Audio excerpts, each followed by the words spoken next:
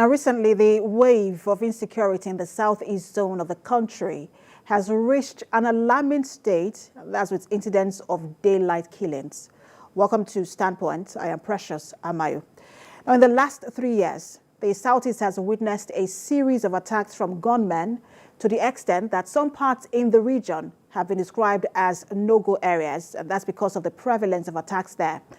But the biggest threat facing the people of Imo State from Osu local government is the persistence of rampaging gunmen who have been dubbed unknown gunmen.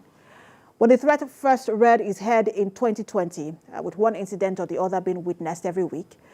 Meanwhile, as the spate of insecurity continues, various stakeholders have been trying to weigh in on how best to stop the tide of insecurity. The southeast, particularly Imo State, has witnessed tragic waves of violence which have claimed the lives of hundreds of people, both young and old. Now, joining me on the program is the Attorney General and the Commissioner for Justice, Imo State, Cyprian Akaolisa, as well as Emeka Eze, who is the head of the media team, Udima Osu Initiative. Good to have you join us. Thank you very much. Thank you for having me. Thank you. Also good to have you join us, the Attorney General, Imo State. Let me begin with you, Mr. Akaolisa, because when you look at the situation, some say, and I'm starting generally from the southeast before we narrow, down to Imo State. The recent development is that letter which was sent by Nnamdi Kanu to IPOB saying, look, the sit-at-home order isn't working and isn't helping that region. I want to ask, but because we know that it was Simon Ekpa who said, look, that letter couldn't have been authentic. Just give us an idea on the authenticity of that letter and the impact it has had so far. Well, I'm not in a position to actually say whether the letter was authentic or not, but I know that the incident of insecurity in the Southeast originated after there were a series of kidnapping, series of armed robbery in the region. And the narrative of herdsmen was introduced into the Southeast dialogue, security dialogue by Nnamdi Kanu. And progressively, a lot of reactions started coming from that increased insecurity. A lot of people were fearing whether there are actually herdsmen coming into Southeast to attack the Southeast, and also herdsmen going to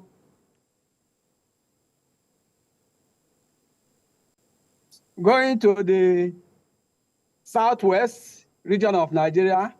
That was what caused. Hello? I can hear you. Please go ahead. Yeah, that was what caused the southwestern governors to set up Omoteku as a regional security outfit. The Southeast governors met in Enugu and decided that they were going to set up their own security outfit.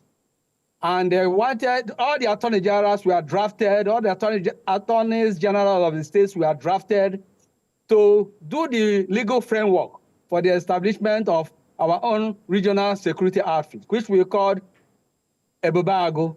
We met in Enugu, the attorney generals met in Enugu, met in Owerri, met in Ebonyi State, and designed the outfit.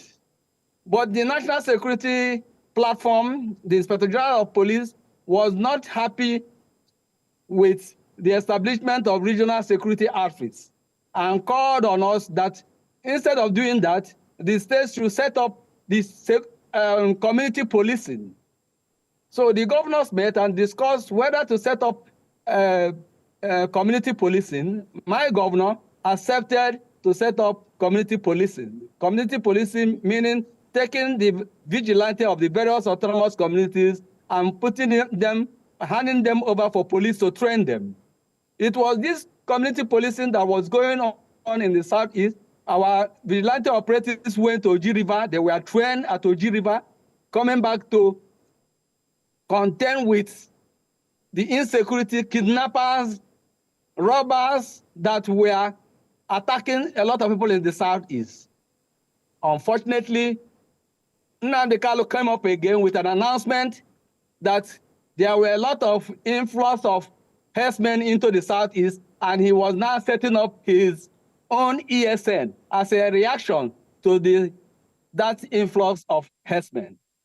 These ESN operatives came into Olu local government on the eve of the NSAS protests and attacked the police station at Worubi. They killed policemen, burned down the police station, and killed an army man that was on a roadblock at Worubi.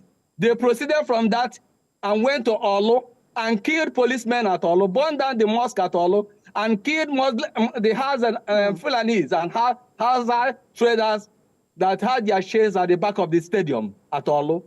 That was the beginning of the insecurity, the ESN. So basically, you've just given us a background as to how it started. How it started. And but I was asking, I want to come to you in the studio. I was asking really if, he has given us the background of how it all started. He mentioned Nnamdi Kanu, who is also the person who has now sent that letter saying, look, no more sit-at-home order. It is not helping, especially the economy of the region. I was asking, because you are the head of the media team for Dima Osu, which is about all the communities in Osu local government. What has that impact of that letter been, not just for your community, but generally for the Southeast?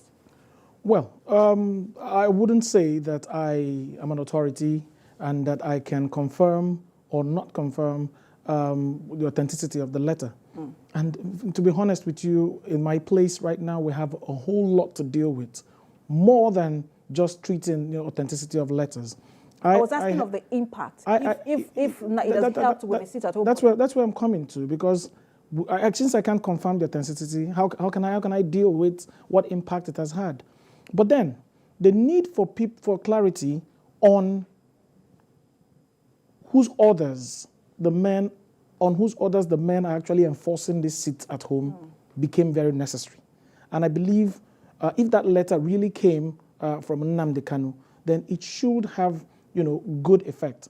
I will tell you that the news of that letter going round, to some extent, helped people understand, because the fear was fear of a bigger picture. But when you begin to see, okay, the man at the center of it all has said, no, I have not endorsed this, and I'm saying stop this or stop that, then it gives a certain level of confidence that, we're not dealing with the big picture, but, certain individuals. But even with that letter, has the situation in Osu abated? Well, the situation in Osu is way beyond just the letters. And maybe as we delve into the program, I'm going to tell you how Odema also came into existence and how much we have cried, the amount of pains we have gone through, and all that we have experienced as a local government. In fact, at some point, I will get to the Attorney General in just a moment. Attorney General, I will get to you in a moment. But I want you to, because I want to take my question from whatever you say, I want you to paint that picture of what's happening in Osu local government. Okay, I'll tell you this for free. Osu local government before now used to be one of the most peaceful parts of Imo State, very reserved area. Not too much goes on there, not a lot of, a lot of economic. It's more of a place where you have farmers and, small markets and people making their normal living. But only recently, in a couple of years back, it became very terrible. Maybe because we have, some of these forest and reserved areas, it became a den for some of these individuals or some of these young men who, decided to use it as a place to camp, and carry out, whatever activities they want to. This started. And that's the ESN? Is that the ESN? I can't confirm that right now who they are, because we're getting reports of the Nnamdi Kanu saying no. I've not given instructions for this, or we're getting front and back. Southeast. I just want to be sure, because the Attorney General said, look, the ESN came about because of the reports from Nnamdi Kanu saying that herdsmen had invaded, the Southeast. But these people who have camped in Osu, they are also Southeasterners. We are dealing with a whole lot of different groups of these people. But the bottom line is that what we experience is a complete breakdown of law of order, chaos, and people, in some cases, people are even taking advantage of it to carry out other criminal activities. So it's way beyond, no complete investigation has been conducted to say, oh, those who have been doing this and also are these people. Now, but the Odema is actually also people having taken so much over time, coming together. And when I say coming together, everybody, I want to make it very clear here, Odema is not, a political face, it's not pro-government, it's not partisan.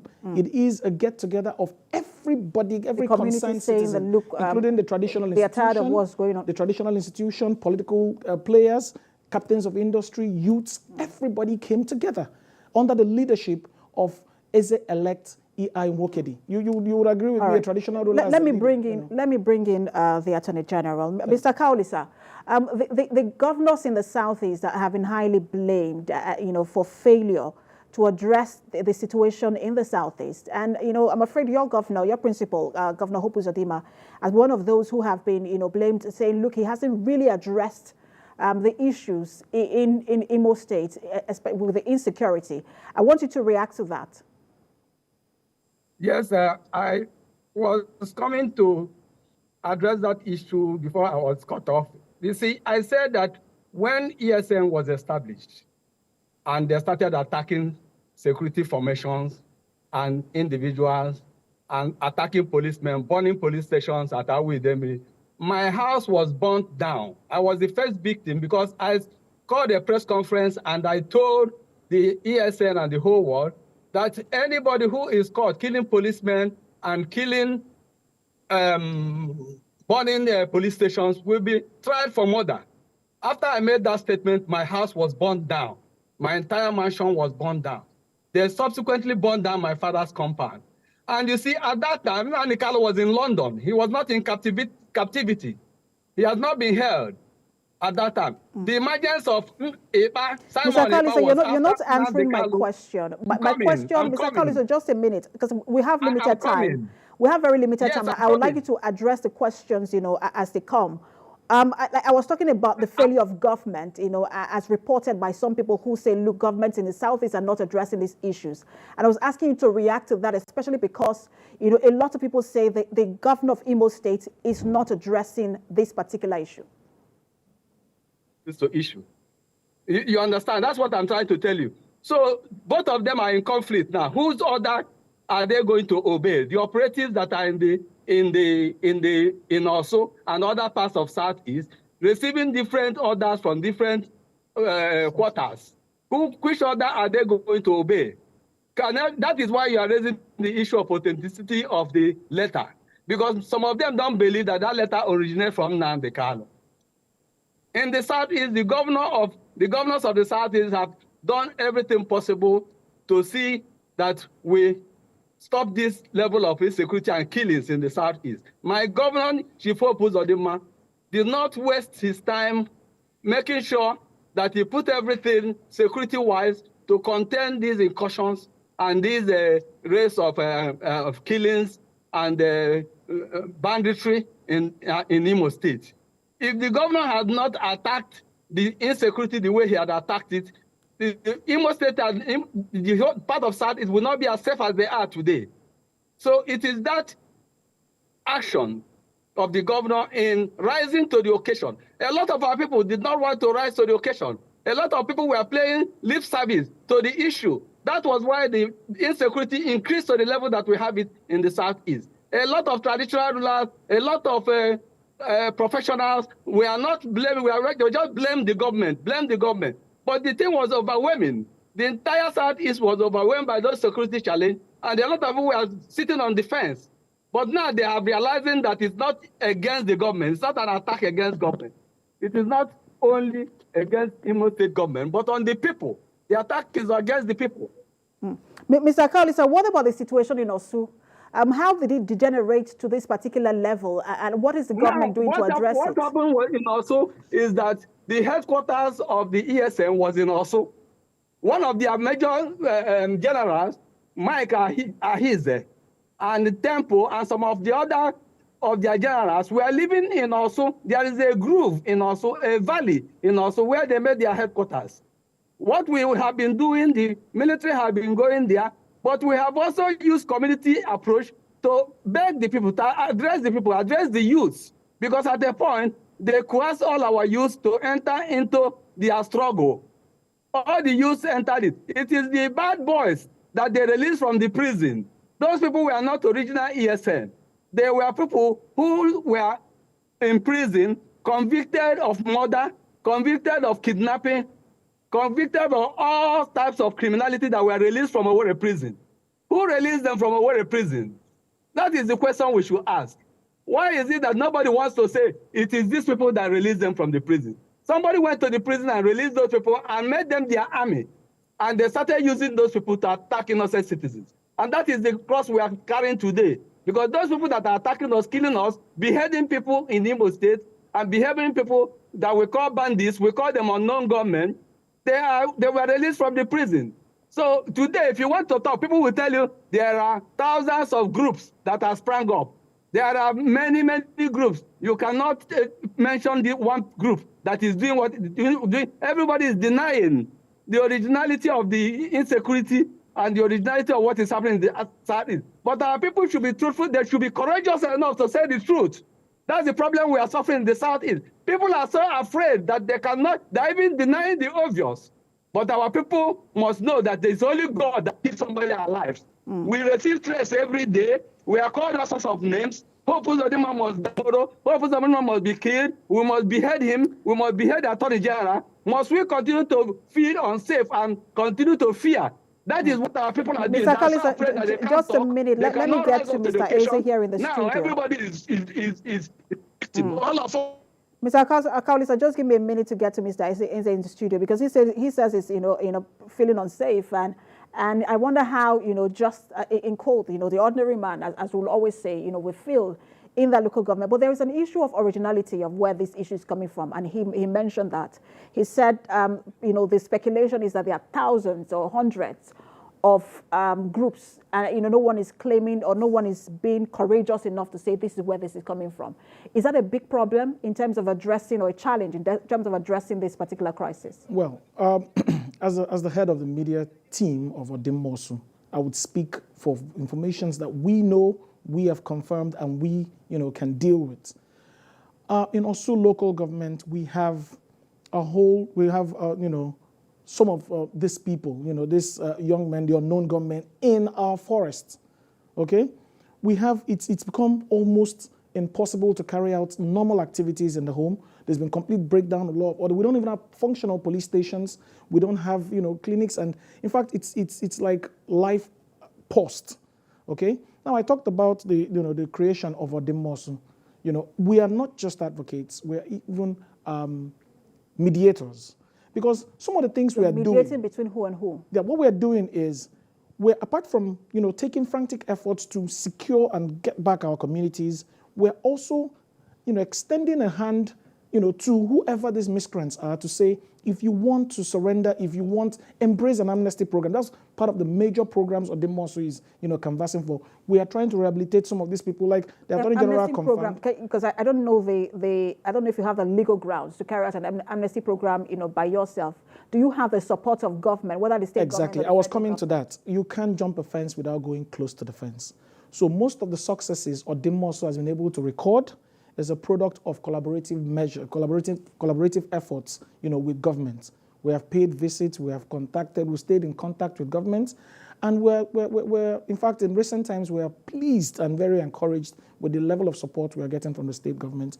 The governor himself has confirmed that he's willing, to grant an amnesty, he's willing to support us, in our bid to, to get back our community. And we have also extended it to him to say, please, in the process of trying to get back our communities, we know that some of our boys, our youths, got into this out of, fear. They were forced to join some of these groups. And we're saying, please give us some time to tell them to please come back home, surrender. Those who do know are not from our communities, who were brought in, to cause mayhem, have been advised to leave the community within the next 2 weeks. And we have also reached out to, those of them there. There's serious frantic efforts. The Odimosu has an amnesty committee, has a security committee, has a lot of hands on deck. And what we are trying to do is, while we engage governments, we're also coming back home to say, please, if you are involved in this, we just want to have our normal lives back. We want people to, it used to be a very peaceful community. We want to have our normal lives back. It has the effect, even the loss of lives and properties, also cannot be quantified. And as I speak now, apart from, the reduction in, or how do I put it? Apart from the destruction of economic activities in the community, there's also one area that not too many people are talking about, the post-traumatic stress that the old women, men and old women in the communities are going through. It's almost becoming, some of the communities are becoming ghost towns, and we as a community, as a people, have come together under the auspices of Odimosu to say, no, this is the time for us to take back our community, this is the time for us to rebuild what is left of Osu, rehabilitate those we can, deal with those we need to deal with, and engage government, to rehabilitate, rebuild, and then get back our communities. That's what. Let me get to the Attorney General, Mr. Kaolisa. What about the security angle of this? I understand that from what Mr. Eze has said, he has talked about the amnesty being granted to those who are willing to drop arms, and they're doing that in collaboration with the state government. But what about security, ensuring that, look, those who are not willing to drop their arms are actually forced out of Osu? Yes, thank you. What the Eze has said, Emeka has said is correct. We are in touch with Odimosu. We have held meetings with Odimosu. We have met with Odimosu, and we have given them assurances that the communities coming together to help to address this issue, reach out to the boys, because the youth, many of our youth are into this, and they know the youth. The villages know the youth. The communities know the youth. They should reach out to them and explain to them that it's safer for them, it's better for them to come out and surrender, that the government is granting amnesty. Anybody that comes out and decides to drop his gun will be rehabilitated, and government will grant him amnesty. And those who don't want to surrender, of course, they have been given 2 weeks notice that the security agencies are at their best this time around to flush out. The Chief of Army Staff has given a mandate to the formations all over Nigeria to take out the bandits wherever they are. So we know that a lot of our youth were forced into this, like Emeka said. A lot of them were coerced into it, thinking that what they were pursuing was a legitimate enterprise. But now they are seeing that there's no end to it. So many of them are ready to come out, and the government is also ready to take them back, even if they are prodigal children, but they are children of the government, they are children of Imo State, and we will receive them and rehabilitate them. And whatever we can do to make them live a normal life, the government is inclined towards that. So we are in collaboration with Mr. Kaolisa, because I have a few minutes left, and I just want to ask you these questions. There are 2 of them. One of them is, look, the state governors in the Southeast have been blamed for inability to create a conducive environment, whether for job creation or for businesses to thrive. And that's perhaps one of the biggest challenges, where you have unemployed youths who are doing nothing, and so they can be harvested for whatever purpose anybody wants to use them for. What is the state governor, Hope Uzodimma, doing about that to ensure that there is creation of job and conducive atmosphere for businesses to thrive?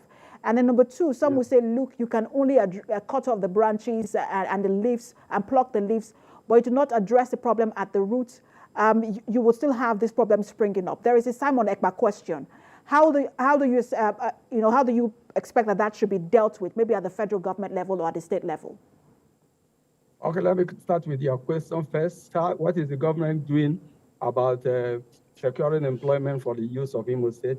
The governor has progressively attacked unemployment in Imo State.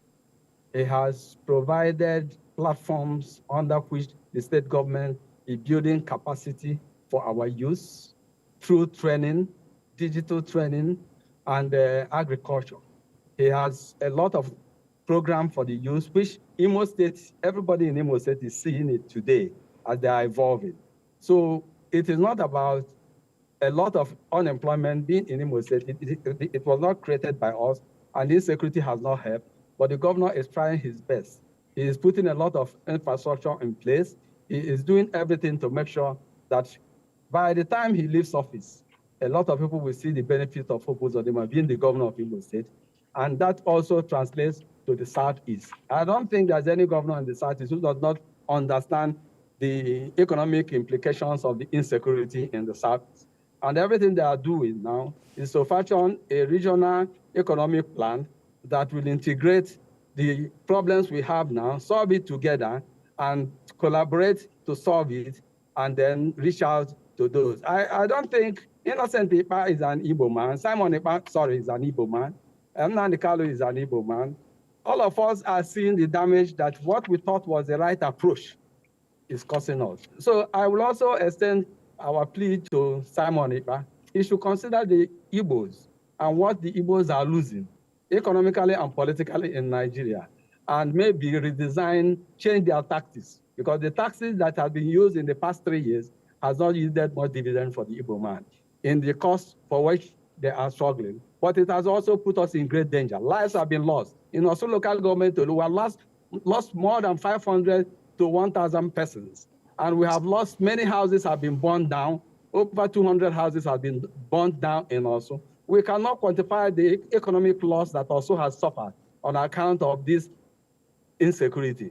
So, however it was imported into Igbo land and to also local government, we are praying to God and begging those who imported them, whether they are unknown government or political enemies of Uzodimma's administration, who felt that they were using security to take us out of office, but that style is also not working. They cannot force us out of office by using insecurity. So Mr. Kalisa, I want to give the last 15 seconds. Sorry to interrupt you. I'm trying to manage time as much as possible because I want to give the last 15 seconds to Mr. Mekaise to quickly have the last word on this.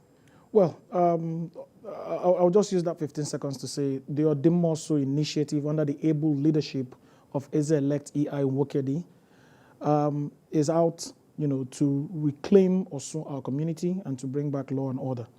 And we're at the moment, we're sensitizing the public, we're sensitizing everyone in the community, advising them on the need, to support the security operatives who have come in to, carry out these security measures, not to run when they see army officers, not to see them as enemies. We've asked that people go about their normal things and allow the army, especially, and stay away from the red zones, areas that have been identified as red zones, and allow the army carry out, their functions. And then we're also calling, using the opportunity to say, please, who is responsible for this or who has connections to these young men, to let them know of this amnesty measure and the fact that the government has confirmed that they are ready to support us and we are doing everything possible to get us back. I mean, a lot of questions, to be answered here, a lot of questions left unanswered rather, as to the last meeting held by the state governors and Ohanaeze Ndigbo. The outcome of that, what next? They talked about seeing speaking with President Bola Tinubu. There is a Simon Ekpa question, just a lot of questions. Who take responsibility for all the deaths, all the property lost in the Southeast? But we'll continue to have conversation on this as, things develop. Thank you so much for talking to us, Attorney General of Imo State and Commissioner for Justice, Cyprian Akaolisa, as well as the head of media team, Odimoso Mekaise. Thank you also for talking to us. Thank you very much for having me. Thank you.